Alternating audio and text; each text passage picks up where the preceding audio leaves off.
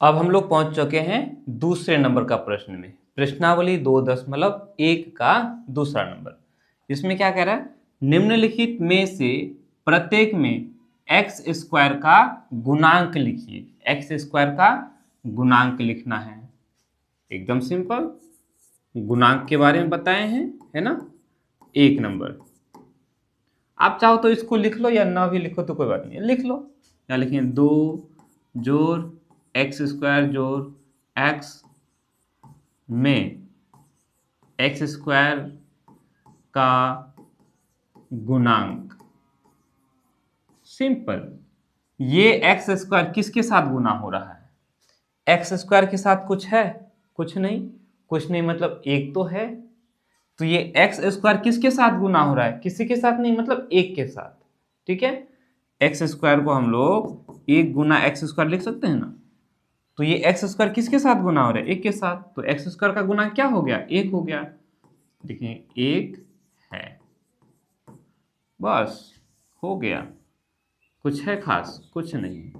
दूसरे नंबर में ये वाला, इसको भी आप लिख लो चाहो तो।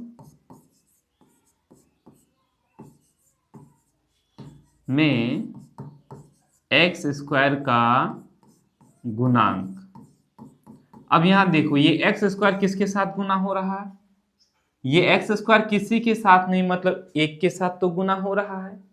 लेकिन एक चीज और ध्यान देना है, साथ में माइनस है ना। प्लस रहने से हम ध्यान नहीं देंगे, लेकिन जब माइनस रहे तो माइनस को लेके बोलना है। ठीक है, तो यहाँ एक्स स्क्वायर का जो गुणांक होगा वो क्या होगा? -1 होगा। ठीक है, -1 है। ठीक, कोई दिक्कत? चूंकि ये जो -x² है, ये -1 गुना एक्स स्क्वायर हुआ। तो ये एक्स स्क्वायर किसके साथ गुना हो रहा है? -1 के साथ। यानी साथ में अगर माइनस लगा हुआ है तो माइनस को लेके चलना है। ठीक है, इतनी सी बात है। तीसरा नंबर में है पाई बटा दो एक्स स्क्वायर जोड़ एक्स में एक्स स्क्वायर का गुणांक। अब देखो यहां एक्स स्क्वायर, ये जो एक्स स्क्वायर है किसके साथ गुना हो रहा है? तो पाई/2 के साथ गुना हो रहा है, नहीं हो रहा है? ये पाई/2 गुना एक्स स्क्वायर, तब ना हुआ पाई/2 एक्स स्क्वायर। तो ये एक्स स्क्वायर किसके साथ गुना हो रहा है? पाई/2 के साथ। तो एक्स स्क्वायर का गुना क्या हुआ? पाई/2 हुआ। या लिखेंगे पाई/2 है। बस खत्म हो गया। आगे बढ़े। एक और है जी, चौथा नंबर में लिख लो।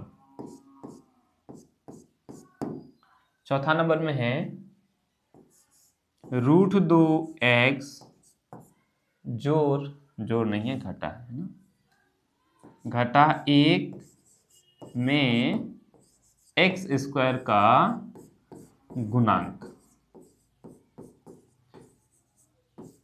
अब यहां एक्स स्क्वायर का गुना क्या? लो, यहां तो एक्स स्क्वायर है ही नहीं।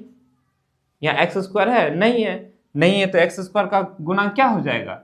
0 हो जाएगा। बोलेंगे सर कैसे? यहाँ देखो, ये है हमारा √2x घटा 1।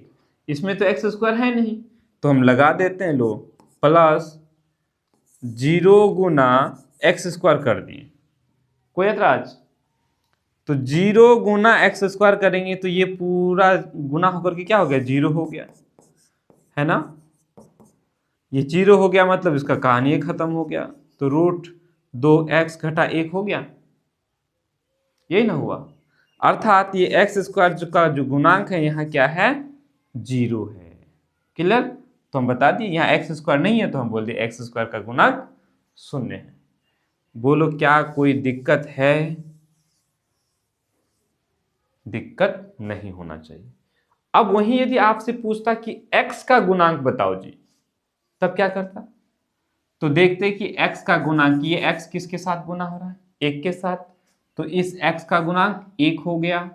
ठीक है, अब हम दूसरे नंबर की बात करेंगे तो इसमें जो है x तो है ही नहीं अकेले, x का गुणांक पूछ रहा है तो x है इसमें नहीं है, तो x नहीं है तो x का गुणांक क्या हो जाएगा, 0 हो जाएगा।